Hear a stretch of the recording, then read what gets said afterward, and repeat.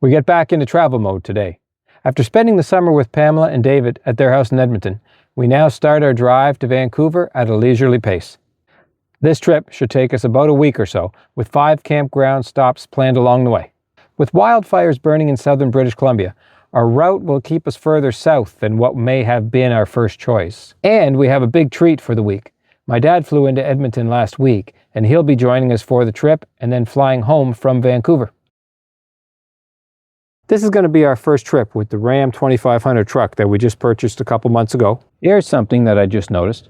The tires on this 2023 model truck were manufactured in 2016. So I spoke with the dealer that sold us the vehicle, and I spoke with Chrysler and with AMVIC and with Alberta Transport, and I learned something.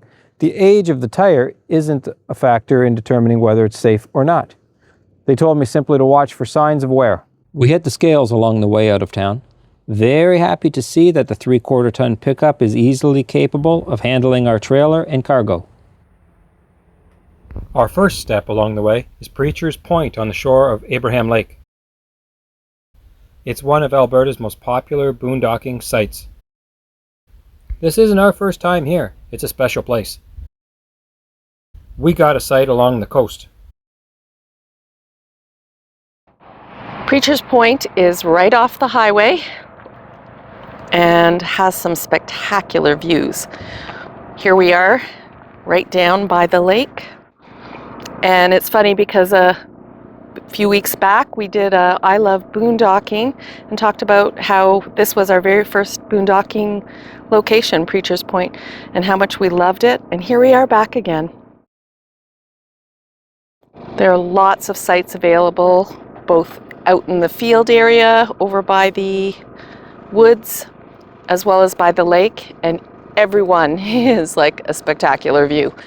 While camping at Preacher's Point, we met Dave here, and he shared with us a really cool little thing. If you have an iPhone, listen to what he has to say.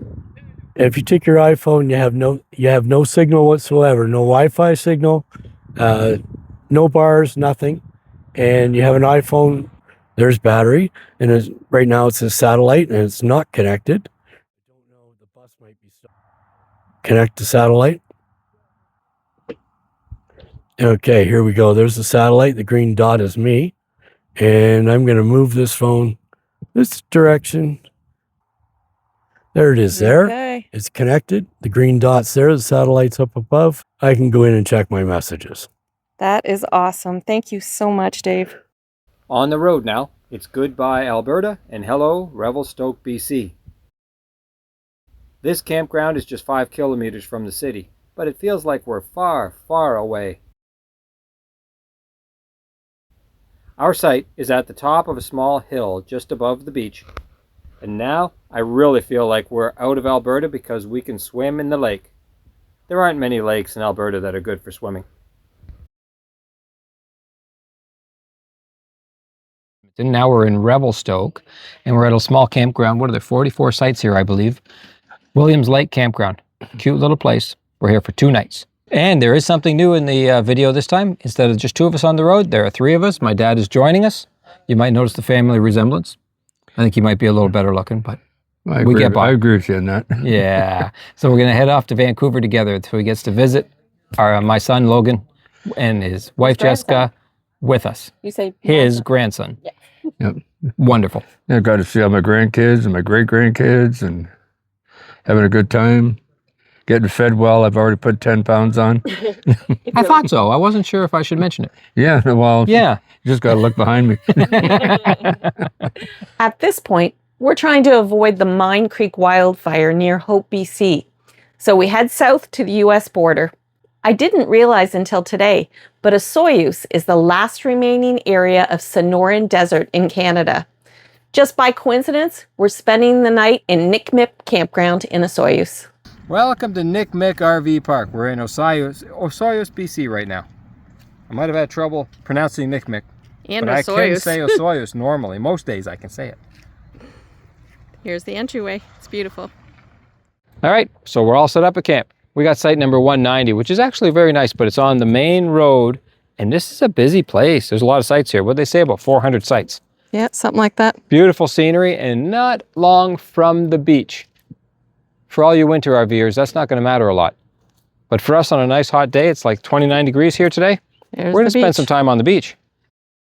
So it's Friday morning. We're just going to leave Osoyoos now. I look back on my plans and I wish I would have spent another day, maybe even 2 more days here at the Osoyoos area in Nikmip. I don't pronounce it right very often. Nikmip campground.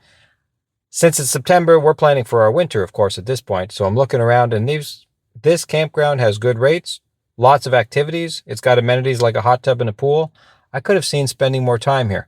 The downfall, though, and for any of you that are thinking of spending your winters in Osoyoos, it gets cold in the winter, like -20 cold. Not something that, well, you just got to prepare for it, that's all. Now we're on our way to Fort Langley. The Fort Bray campground in Fort Langley is actually the same campground that Heather and I worked at when we were doing trail maintenance and groundskeeping a couple years ago. After 2 nights, we're back on the road, almost at the ocean now. Peace Arch RV Park is in Surrey, BC. This is our first time staying here. We chose it because it's only 7 kilometers from the Pacific Ocean. It didn't take long before the 3 of us jumped into the truck and drove to the coast. And here we are, 7 days later. We've made it from Edmonton out to Vancouver. I thought this was worth a short video because we're here on the southern tip of Canada. We're in Surrey, BC. But right across the street behind me, that's the USA. I haven't been to a border crossing well, it's not officially a crossing. Crossing's a few hundred meters over there. But this is a semi-guarded a land border. If you look over here, this side is Canada. So here's the Canadian side, and here's the US side. So you can't step foot across that little ditch because that is US soil. We're looking forward to having some wonderful adventures for a couple of months in Vancouver. And until next time, we look forward to seeing you on the road. Check out some of our other videos and subscribe to our channel. New content will be posted weekly.